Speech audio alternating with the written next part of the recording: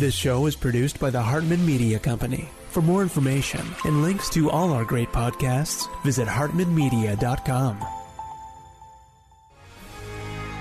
Welcome to the American Monetary Association's podcast, where we explore how monetary policy impacts the real lives of real people and the action steps necessary to preserve wealth and enhance one's lifestyle.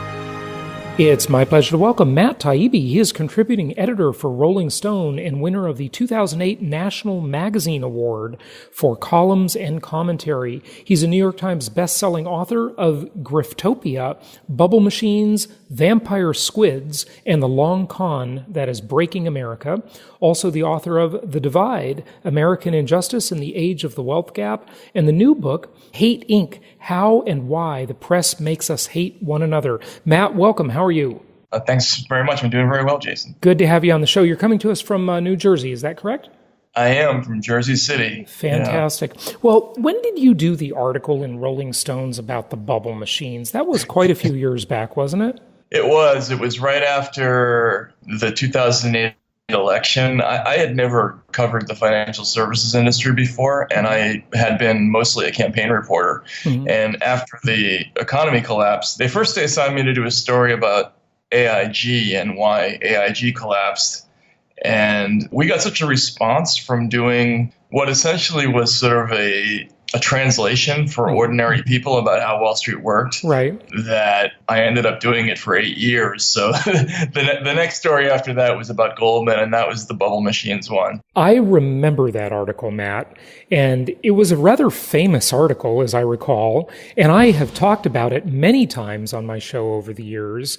It's just great to have you on the show because now this is going back from memory, but you talked about Goldman Sachs a lot and how they create these bubbles, and then when the bubble deflates, they profit. They profit on both sides of the bubble, which is pretty brilliant, but I hate it at the same time. I always I call Wall Street the modern version of organized crime. So, yeah, a lot of people say that it's like only the last names are different. Right.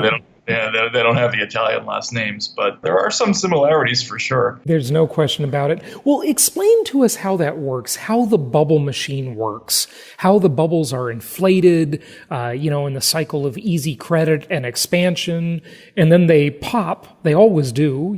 Back over 100 years ago when the Federal Reserve was created, ostensibly one of their mission statements was to prevent these extreme cycles in the marketplace and in the economy and to end the bubbles, but they haven't done that at all. No, and I think you can probably trace the modern patterns of bubbles to Fed policy. I mean, a lot of people look back at the late 80s and they look at what happened with the crash in 87 as a precursor to what happened in both the 90s tech bubble and then the subprime mortgage bubble afterwards, because essentially what happened was the street got wiped out in 87, and then the Fed, rather than let all that pain kind of have a corrective impact on the economy, they completely loosened interest rates. And, the analogy I kept hearing was everybody drank themselves sober. They were allowed to sort of quickly recapitalize, reinflate, move into the next scam, which turned into whatever it was, junk bonds or tech stocks. There's a continuous cycle of inviting people to come in until the market can no longer bear it. There's a rush for the exits. The individual traders cash out, but everybody else gets killed. And that's what happened on a smaller scale leading into the subprime thing, which dwarfed all the rest of them. Yeah, it sure did.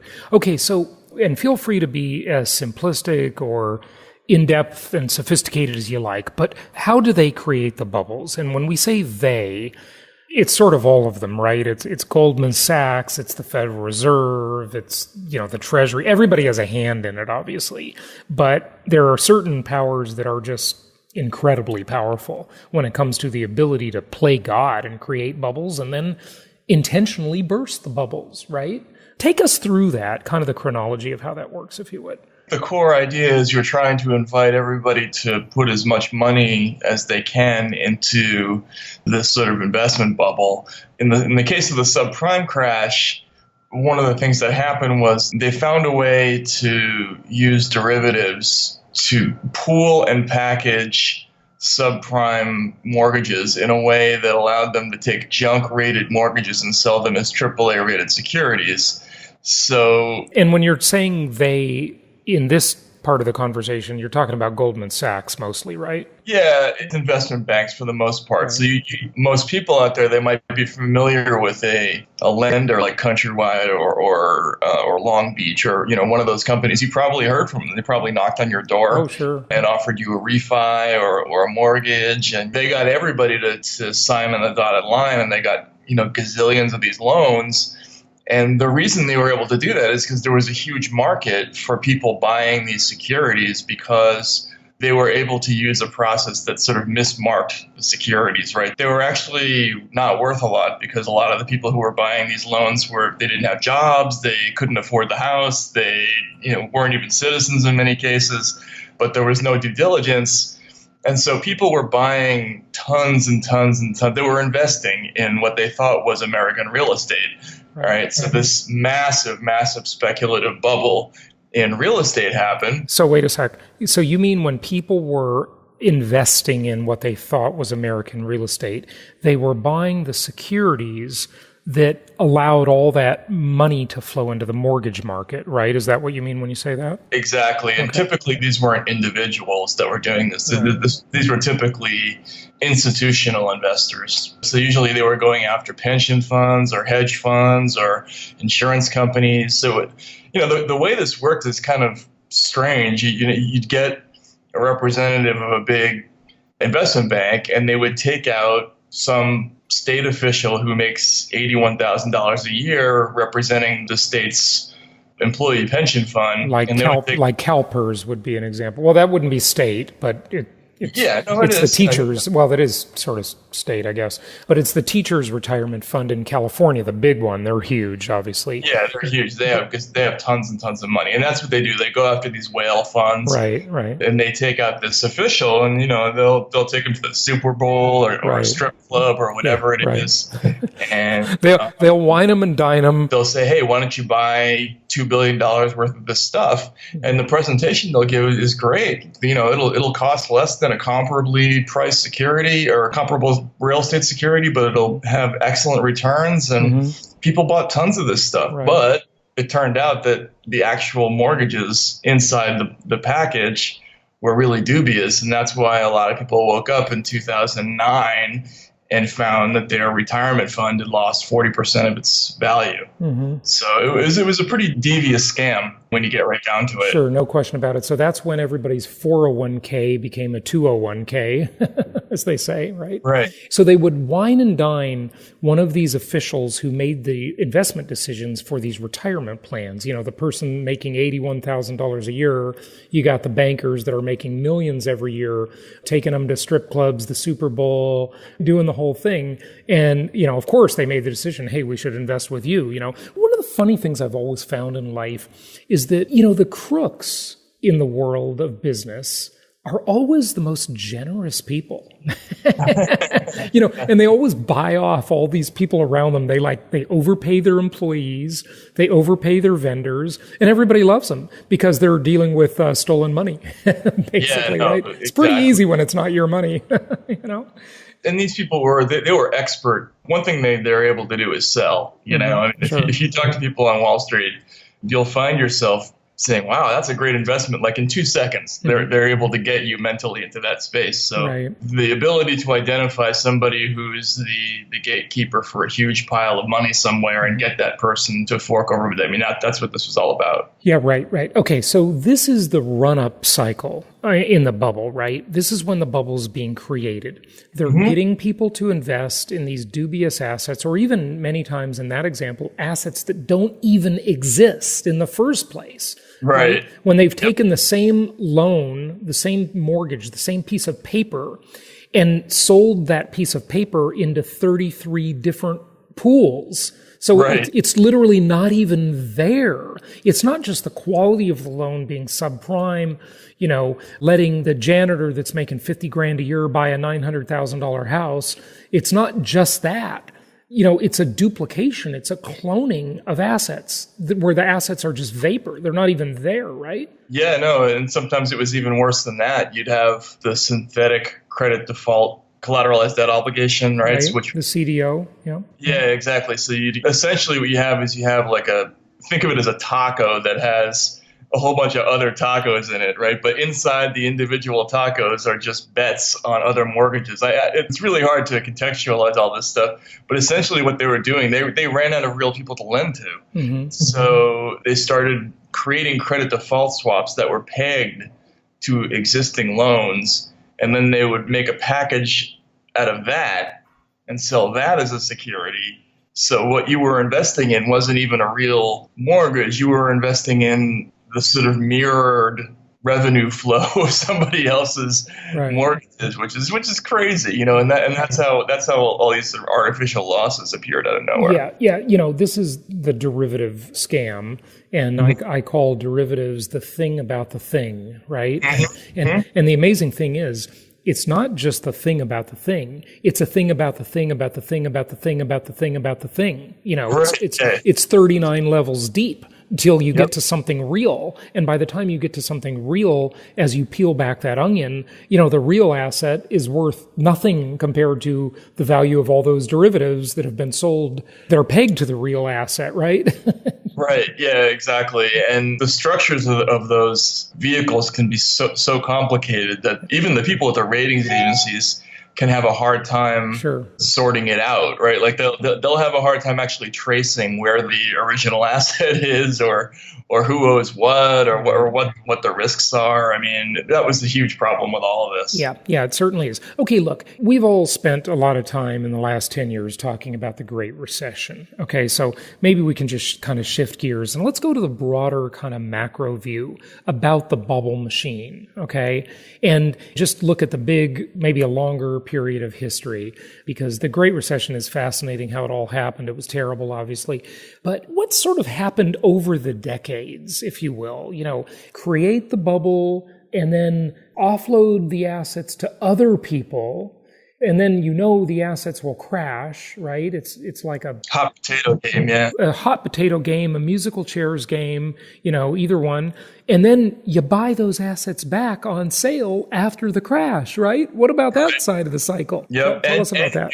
You can also bet against the instrument on its way down, which was another thing that happened a lot. Oh, yeah. You see all these different interviews with these various congressmen where they're interviewing one of these financial execs. I mean, they've all been on the hot seat. You were selling your customers one thing and then betting against your own customers at the same time. Yeah, exactly. You can't make this stuff up, folks. It's unbelievable. It's disgusting. No, it was genius in a way. Yeah. I mean, and some of them, Goldman was probably the best example because they were the bank that realized the earliest that they had to get out of the subprime game. And there's because of the Senate investigation, there's an extraordinary record of all these emails, where they're saying things like, we've got to sell all these cats and dogs. And what they would do is they would sort of go around the world looking for suckers that they could unload this stuff to. And meanwhile, they're creating bets against their own product. Everybody listening, if they haven't seen it already, should definitely see the movie Margin Call. Matt, I'm sure you've seen it, right? Yeah, definitely. A very good movie. That was an excellent movie. How do they buy the assets back? Talk to us about the entire cycle. And everybody listening, think of this like you're looking at a graph, right? And you're looking at this graph on one axis is time, on the other axis is value. And the graph has this run up, and you see the hill sort of running up like a hill or a mountain, maybe a hockey stick even. And then it goes to the top, and then it crashes after that, and you see it on the way down. And there are peaks and there are troughs, peaks and valleys. What happens on the other side? This all becomes about the access to capital, right? So, everybody knows if they wait out the market long enough that these big bubbles they're going to inflate, burst, and then once everybody rushes for the exits, there's going to be a whole bunch of distressed assets, which you can then go in and buy, provided you have the capital to do it. And that's why the access to Fed largesse becomes so important. In all of these cycles, whether it was 87, whether it was 2001, or 2008, when they had to go to extraordinary measures with the quantitative easing, all of these banks were able to borrow massive sums from the public treasury. Well, not the treasury, from the Fed. Right. And essentially go out and get themselves well again by buying up all this stuff that was now worth fractions of what it once had been. Right. So herein lies the reason that the old saying exists, right? We've all heard the old saying, the rich get richer and the poor get poorer, right? Because the rich have access to capital that they can basically borrow from the Federal Reserve when nobody else has access to capital, right? And so that's when, the reason bubbles occur is because credit or money supply, one or the other, they're in many ways the same thing, but not exactly, it expands and contracts, right? And the amount of assets in the marketplace expands and contracts. So they can do what J. Paul Getty talked about, buy when everybody's selling and sell when everybody's buying. They're on whatever side of that cycle they want to be on, or maybe both sides of the cycle at the same time, aren't they? Right, yeah, exactly. The name of the game is, as long as there's activity and they're taking out fees as they go. They're making money on the trade either way. They're making money on the trade either way. It doesn't matter as long as there's a lot of activity. And with all of these different cycles, whether it was S&Ls, whether it was tech stocks, whether it was emerging market currencies or the subprime mortgages, it didn't matter. As long as they had people flowing into the market and then flowing out, they were able to make fortunes just on the pure heat of the market. So they're always incentivized just to get people coming in. That's yeah. Absolutely, absolutely. Why do you call Goldman Sachs the vampire squid wrapped around the face of humanity? I love that, by the way. Yeah. Rolling Stone has this thing they call wisdoms, where they felt like sometimes if we just do too much exposition and there's not enough explanation, they say, hey, you need to add a wisdom there. I had been writing this piece and I just wanted an image of something that was ubiquitous and kind of stuck to everything. Mm-hmm. So I came up with that. And it's so weird. It's turned into this huge thing. Like, there are marches in Europe and they have these huge paper mache squids. And like I hear the EU has investigations into banking corruption they call vampire squid meetings. Yeah, that's great. It was all over Occupy. So it's been really weird. In fact, I hear the Goldman people even think it's funny. So that's a good thing. Yeah, well, they're profiting from it. So I guess they can have a little fun with it, right?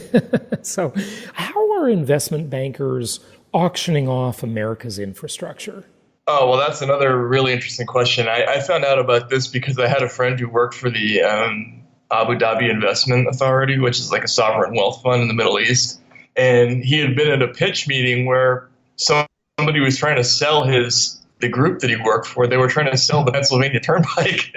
And it turns out that all over the country, what you have are a lot of sort of cash-strapped public entities. And what they're doing is they're selling the revenue-generating public entities that they have. And it could be parking meters, it could be garages at airports. Toll road, a lot of toll road, exactly. Yeah. There was one in one of those in Indiana. Red light cameras, speeding cameras, all of these represent revenue streams to municipalities, right? Because the government has gone into business against the citizens, sadly. It's not about safety or law enforcement anymore. It's about revenue. And so now these revenue streams have become very valuable. So a city, a municipality, can sell off its revenue stream for all of its parking meters. And guess what the motivation is now? To make more parking violations, to make parking more restrictive, to make it more difficult to park, to find a place to park, to give out more drunk driving fines and arrests, to give out more red light camera tickets. All of these things are revenue. And, if you're a municipality that needs cash, you're going to look for every way you can to get revenue. And the worst places where the government has gone into business against the citizens in the worst ways are the most cash-strapped places. So you look at California, my former home state.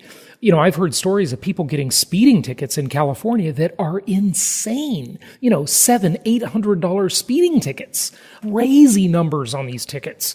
My mother was driving my car once at LAX to drop me off at the airport. And in many states, they don't require a front license plate. Well, I didn't have a front license plate on my car. And so the ticket turned out, after it, was late being paid, to be $600 for not having a front license plate on a car. I mean, can you believe it? It's insanity. Yeah, no, I mean, it's totally gouging. And that should have been, if they cared about the law, that would have been a $10 fix-it ticket. Right. That's what it would have been. Yeah. That's what it used to be when I was a kid, that type of thing, right? But now, everywhere you can get revenue, you're going to get it. And they sell those revenue streams to Wall Street, right? So now it's just big business. The business is fining people as much as you can, right? Yeah, exactly. And part of that is because politicians don't want to take the political hit of raising taxes, right? So they can raise them in these subtle ways that only affect mostly the poor.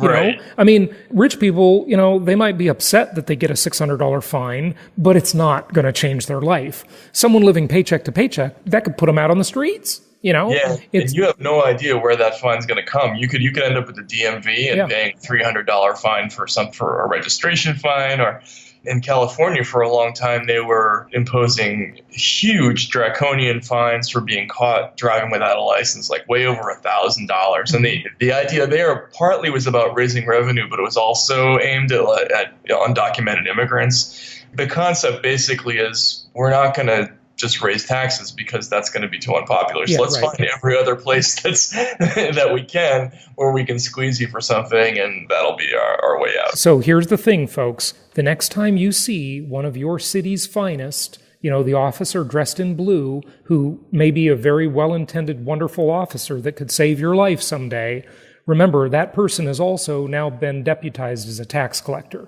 Okay, that's right. So that's the way it is, sadly. It really is. And then we didn't even bother to mention the prison industrial complex, did we? Because that's a huge profit-making enterprise too. But, write a book on that and we'll do a show on it in the future, Matt. Sure. Yeah, Wall Street's in that game too. Look, the vast majority of our listeners are real estate investors. And what real estate's all about is high occupancy and getting as much rent as possible. Well, what could be more profitable than running a prison? and you can up your occupancy just by making more draconian laws. That's all you need to do. Yeah. That's right. Yeah, absolutely. It's absolutely disgusting. Well, what is the lesson from the bubble machine? I mean, look, it's interesting. Everybody listening is interested. It's an interesting topic. We all know, Wall Street is the modern version of organized crime. But what is the lesson for the typical middle or upper middle class investor? What should they do with that information? If you have any thoughts about that, maybe you don't. Maybe it's just a, sort of an academic thought experiment to understand this stuff. But is there any practical, actionable advice? I don't know. I mean, I came into this completely as a novice, and my main takeaway is that a lot of what's happened in what we call the financialization era of Wall Street, right? Because you used to make money through the traditional way of they would lend businesses money to build factories or do repairs or whatever it was. That was all good. The idea of raising capital formation is, what creates lots of progress. We all love that. But that mission has been sidelined, hasn't it? Right, yeah. And that's really what the sort of junk bond revolution was all about in the 80s. It was the realization that they could generate capital so quickly and so instantly that you could now make more money just through pure paper transactions than you could by investing and waiting for later returns, right? Yeah. So a lot of what Wall Street does now is they're really essentially asset stripping schemes. Whether if you take, for instance, the example of subprime mortgages, well, I think what they really did is they looked out over the landscape and they said, where's most of the money in this country? Well, most of it's in people's houses. And so how are we going to monetize that? And let's find a way. And they did. They got lots and lots of people into loans. They resold those loans. They moved a lot of paper around. I think for ordinary people that it's a caution, don't get caught up in these sort of quick fixes that promise you short-term returns. That turns out to be false gold for a lot of people. And from my own experience, I've become a lot more conservative about how I deal with money since I've had to cover this. I couldn't agree more. All anybody really needs to do is follow a few basic principles. If you've been wooed and lost a fortune in the cryptocurrency game or precious metals or Wall Street, especially a non-dividend paying stock. I define an investment, it's really a simple definition in my mind. Here's what an investment is. It's something that has a real asset that produces real income. Period. That's an investment. Anything else is a speculation. It's just gambling. Investing is the legitimate process of creating value over time. And your capital can create value by doing something real in the world. That's why I like real estate so much, and I like the direct ownership of real estate, because it's a real thing. You know, it's sticks and bricks. It provides housing to people who need it. And, you know, you're not going to hit a home run in a month or a year, but hey, you wait 5-7 years and you're going to be surprised at how rich you'll be. You know? Yeah, I totally agree with you. I think that's the way to go. And, you know, just be wary, right? You know, like, you know exactly what you're getting into. Right.